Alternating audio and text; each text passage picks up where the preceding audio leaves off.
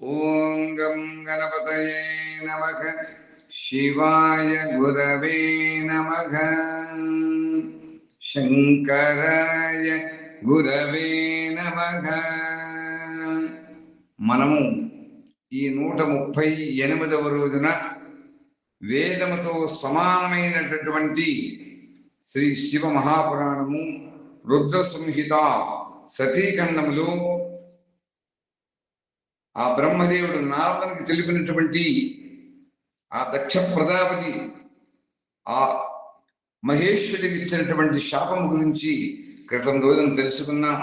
తదుపరి బ్రహ్మ ఏ విధంగా పలుకుతున్నాడో ఆ తెలిపినటువంటి అంశములను ఈ రోజున మనం తెలుసుకుంటామని తెలియజేస్తూ, ముందుగా మనం అర్ధనారీశ్వర స్తోత్రంలో ఒక శ్లోకాన్ని కూడా పారాయణ చేసుకుంటున్నాం. పాదారవిందార్పిత హంసకాయై పాదాబ్జరాజధ్వనినుంబురాజ కళామయాయై వికలామయాజ నమః శివాయై చ నమః శివాయ ప్రఫుల్ల నీలోద్బలలోచనాయై వికాశ పంకేరుహలోచనాయ జగజ్జనన్యై జగదేక పిత్రే నమః శివాయై చ నమః శివాయ సానందమానందవనే వసంతం ఆనందకండం హతపావపబృందం వారాణసీనాథమనాథనాదం శ్రీ విశ్వనాథం శరణం ప్రపద్యే. శ్రీ విశ్వనాథం శరణం ప్రపద్యే. సర్వేశ్వర త్రిపురసూదన దేవదేవ బ్రహ్మణ్య దేవ గరుడధ్వజ శంఖపాణే త్రిక్షోరకాభరణ బాల మృగాంకమౌలే త్వార్గ్యభటాయ ఇతి సంతతమామనంతి. శ్రీరామ రాఘవ రమేశ్వర రావణాదే భూతేశ మన్మదరిపో ప్రమదాధినాథ చానూరమర్ధన ఋషికపదే మురారే త్వాద్యా భటయతి సంతమమామనంతి. ఈ రోజున మనం తిరిగి శ్రీ శివ మహాపురాణంలో ప్రవేశిస్తున్నాం. ఆ తదుపరి ఆ యొక్క దక్ష ప్రజాపతి ఆ శివునికి శాపం పలికాడు.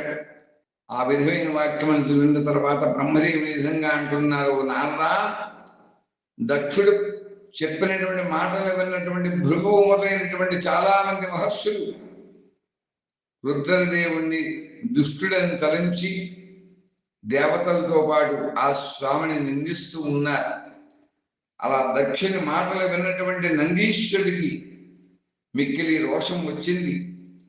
అతని యొక్క నేత్రములన్నీ కూడా చంచలంబులయ్యాయి. ఆ దక్షులకు శాపం ఇస్తూ తలంపులో ఆ నందీశ్వరుడు ఈ విధంగా అంటున్నాడు, ఓరి మహామూఢుడా, దుష్టబుద్ధి కలిగిన వాడా, ఓరి శటుడా, ఓ దక్ష, నీవు నా స్వామి అయినటువంటి మహేశ్వరుని యజ్ఞం నుండి ఏ విధంగా బహిష్కృతిని చేస్తావు? ఆ స్వామి యొక్క స్మరణ మాత్రం చేత యజ్ఞం అంతా కూడా సఫలీకృతమవుతుంది. సకల యజ్ఞములు కూడా అధిపతి ఈశ్వరుడే. తీర్థములన్నీ కూడా పవిత్రమవుతాయి ఆయన యొక్క నామస్మరణ చేత. అటువంటి మహాదేవునికి నీవు ఏ విధంగా శాపం ఇస్తావయ్యా? దుర్బుద్ధి కలిగినటువంటి ఓ దక్ష, నీవు బ్రాహ్మణ జాతి యొక్క చాపల్యం చేత ప్రేరితులవై ఈ రుద్రదేవుణ్ణి వ్యర్థంగా శపించావు. మహాప్రభువు దేవదేవుడు అయినటువంటి రుద్రుడు ఎల్లవేళలా సర్వదా నిర్దోషి అయినప్పటికీ కూడా స్వయంగా నీవు ఆ స్వామిని అవమానపరిచావు. ఓ బ్రాహ్మణాధమా, ఈ జగత్తును సృష్టించి పాలించి సంహారం నుంచేటువంటి లయకార్యములో నిమగ్నమై ఉన్నటువంటి ఆది సృష్టికర్త, ఆది పాలనకర్త, అది లయకర్త అయినటువంటి ఆ మహేశ్వరుడికి నీవు శాపం ఎట్లు ఇవ్వగలవు, ఇట్లు ఇచ్చావు అని నందీశ్వరుడు ఈ విధంగా దూషించగా ఆ దక్ష ప్రజాపతి రోషంతో ఆ నందీశ్వరుడిని మండిపడ్డాడు. వారిని శపిస్తూ మరలా ఈ విధంగా అంటున్నాడు, ఓ రుద్రగణంబులారా, మీరందరూ కూడా వేదముల నుండి కూడా బహిష్కృతులవుదురుగాక. ఇంతకుముందు శివ మహాదేవుని యజ్ఞము నుండి బహిష్కృతుని చేస్తూ శాపం ఇచ్చాడు దక్ష ప్రజాపతి. ఇప్పుడు రుద్రగణములందరినీ కూడా నందీశ్వరుడు అన్నటువంటి ఆ మాటల చేత రోషం తెచ్చుకుని ఆ రుద్రగణములందరినీ కూడా వేదముల నుండి బహిష్కృతులు గావించాడు, శాపం ఇచ్చాడు.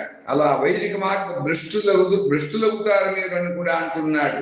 ఓ మహర్షుల ద్వారా మీరందరూ కూడా పరిచయింపబడతారు అని అంటూ పాఖండవాదమును కలిసిపోదురుగాక, శిష్టాచార దూరులవుదురుగాక, తల మీద జటము శరీరమందు భస్మమును ఎప్పుడు కూడా మీరు అలదుకుని అస్థికులను ఆభూషణములుగా ధరించి మద్యపానమును సేవించడం యందు మీరు ఎల్లప్పుడూ కూడా ఆసక్తులగుదురుగాక అని ఆ దక్ష ప్రజాపతి రుద్రగణములకు ఈ విధంగా శాపం ఇచ్చాడు.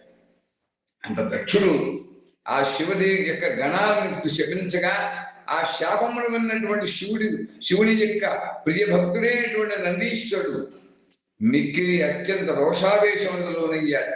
శిరాద పుత్రుడైనటువంటి ఆ నందీశ్వరుడు భగవంతుడైనటువంటి శంకరునకు ప్రియమైనటువంటి సేవకుడు పార్శ్వరుడు కాబట్టి మిక్కిలి తేజస్వి అతడు ఆ నందీశ్వరుడు. అతడు గర్వంతో ఉన్నటువంటి మహాదష్టుడైనటువంటి దక్షిణకు అప్పటికప్పుడు మరలా తిరిగి సమాధానం చెబుతున్నాడు నందీశ్వరుడు.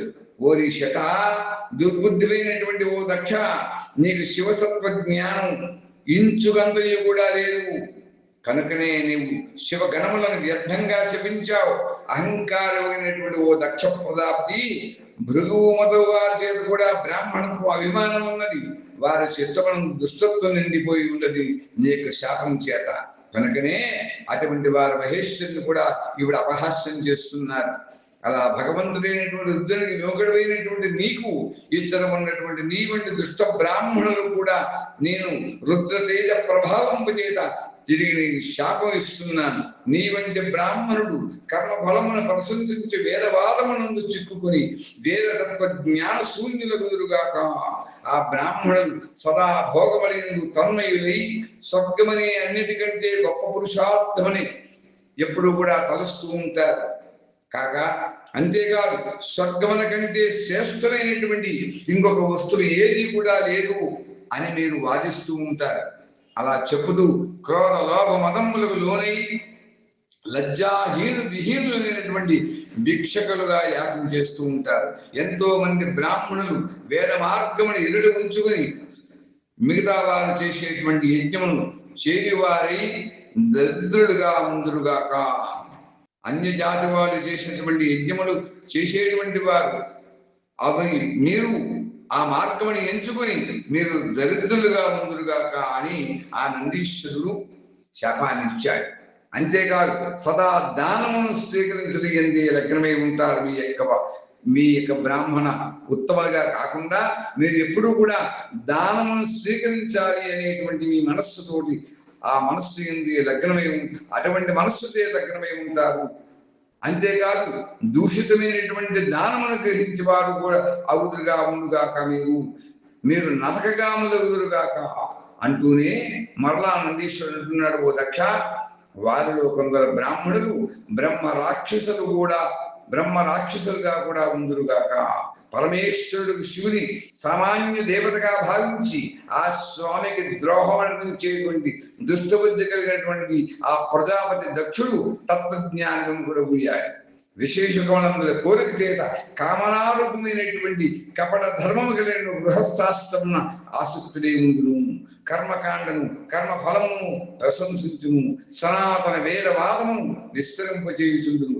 ఇతనికి ఆనందదాయకమైనటువంటి సుఖము నశించును. ఇతడు ఆత్మజ్ఞానము మర్చినటువంటి పశువుతో సమానమును. ఈ దక్షుడు కర్మభ్రష్టుడై శీఘ్రంగానే గొర్రె ముఖముతో కూడి ఉంటాడు అని నందీశ్వరుడు ఆ దక్ష ప్రజాపతిని శాపం ఇచ్చాడు ఆయనకి. ఇటు కుపితుడై నందీశ్వరుడు ఆ బ్రాహ్మణులందరినీ కూడా ఆ యొక్క బాధతో తన యొక్క స్వామి అయినటువంటి ఆ రుద్రుని శపించాడనేటువంటి బాధతోటి ఆ బ్రాహ్మణులందరినీ కూడా శపించాడు. అంత దక్షుడు మహాదేవుడికి శాపం కూడా ఇచ్చాడు. అప్పుడు అతను గొప్ప ఆహాకారములు వ్యాపించాయి అని బ్రహ్మదేవుడు తెలియజేస్తూ మరలా అంటున్నాడు, ఓ నాథ, నేను వేదములను ప్రతిపాదించేది కనుక, శివతత్వమును చక్కగా తెలిసినటువంటి వాడిని కనుక దక్షుడు ఇచ్చినటువంటి శాపమును విని నేను పదే పదే అతని భృగువు మొదలగాగలిగినటువంటి బ్రాహ్మణుని కూడా నేను నిందించాను.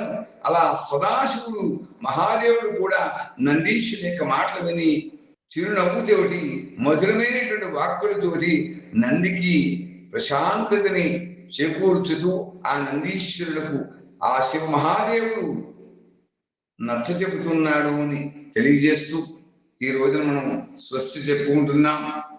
శివ మంగళాశాస్త్రములు కూడా చెప్పుకుంటున్నాం. ఓం విశాలాక్షీం అన్నపూర్ణాం విశ్వేశ్వర మనోహరీం కాశికా క్షేత్ర సంవాసాం భవానీం త్వాం భజామ్యహం. కాశీపుర నివాసాయ కామితార్థ ప్రదాయినే అన్నపూర్ణ సమేతాయ విశ్వనాథాయ మంగళం. అన్నపూర్ణ సమేతాయ శ్రీ విశ్వనాథాయ మంగళం. స్వస్తి ప్రదాద్య పరిపాలయంతాం న్యాయేన మార్గేణ వహిం మహీతాః గోబ్రాహ్మణేభ్యః శుభమస్తు నిత్యం. లోకాః సమస్తాః సుఖినో భవంతు. ఓం స్వస్తి, ఓం స్వస్తి, ఓం స్వస్తి.